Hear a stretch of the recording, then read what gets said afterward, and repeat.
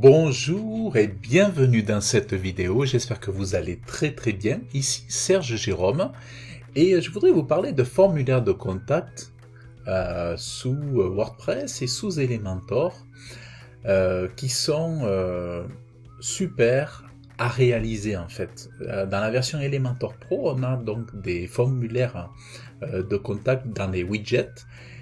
Et en réalité, aujourd'hui, on n'a même plus besoin de passer par des plugins annexes, autres que par Elementor, parce que tellement les formulaires de contact sont, je dirais, révolutionnaires, et on peut dire que toutes les fonctionnalités, toutes les intégrations sont possibles. Vous pouvez ajouter des pièces jointes, vous pouvez mettre le nom, le prénom, vous pouvez mettre le téléphone, des cases à cocher, les reCAPTCHA, vous pouvez mettre tous ces éléments sans coût supplémentaire, tout est intégré.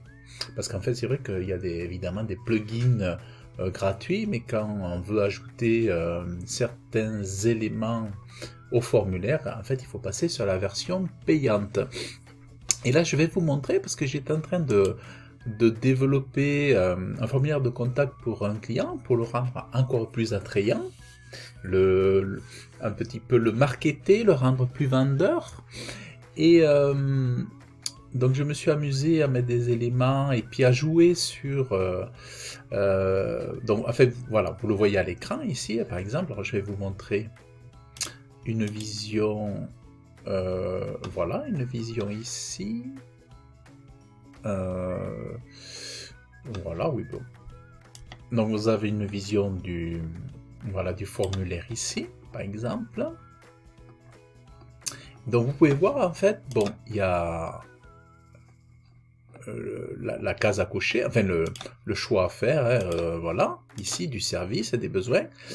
Alors ce qui est chouette, c'est qu'on peut jouer sur la largeur, comme ici, par exemple, là je suis sur du 50-50 pour le prénom et pour le nom. Et pour le téléphone et l'adresse email, vous voyez, j'ai mis du 40-60. Vous voyez, l'objet, bon, je l'ai laissé tout de long. Et ici, il y a le message. Bon, voilà, là, bon, il est tirable, mais on peut choisir aussi. Ce que vous pouvez voir, c'est que j'ai mis une section pour télécharger des fichiers. Donc, la personne clique ici. Et vous allez pouvoir dire que vous pouvez choisir si vous voulez ne pas dépasser 3 mégas, 5 mégas, 10 mégas ou 1 méga. Vous allez choisir aussi le nombre total de fichiers qu'il est possible de télécharger en même temps, vous voyez. Et après vous avez ici bon, les RGPD, vous avez possibilité de mettre les reCAPTCHA 1, 2, 3 de chez Google, voilà. Et donc au final vous avez un formulaire de contact qui comment dire, qui fait une parfaite compétition et qui réussit totalement, qui est tout à fait convaincant à comparer des autres formulaires de contact comme celui-ci par exemple, qui est créé avec des plugins connus comme WP Form. Attendez, je vais vous montrer parce que là je crois que là c'est un... Voilà, WP Form, voilà, on connaît tous ça, hein, WP Form. Mais là, par exemple, si je vais dans formulaire de contact, alors évidemment, Elementor Pro est payant pour avoir le formulaire de contact en l'état. Mais est-ce que c'est pas plus économique d'avoir Elementor Pro que d'avoir plusieurs plugins payants? Ou ici, par exemple, si vous voulez ajouter le téléphone, voilà, il faut passer à Pro. Bon, là, je vois, il y a une remise de 50%, bon, ben, c'est super. Mais je voyais, si par exemple, vous voulez faire des téléchargements de fichiers, voilà, c'est payant aussi, voilà. Et c'est valable pour... valable pour WP Form et puis pour les autres formulaires de contact aussi. Donc, en fait, attendez, je vais me mettre... Ah oui, j'en ai deux d'ouverts. Donc, en fait, moi je trouve ça vraiment super, c'est très abordable, c'est facile à régler. Par exemple, le prénom, vous voyez, voilà, ben, j'ai mis 50% de largeur totale, et le nom, j'ai mis pareil, voilà, 50%. Ensuite, téléphone, j'ai mis Voilà, largeur 40. Alors, vous pouvez cocher si c'est indispensable ou pas. Par exemple, si vous cliquez sur nécessaire, si par exemple l'internaute oublie de marquer adresse email, l'envoi sera refusé tant qu'il n'aura pas mis son téléphone ou son adresse email. Voilà. Ok.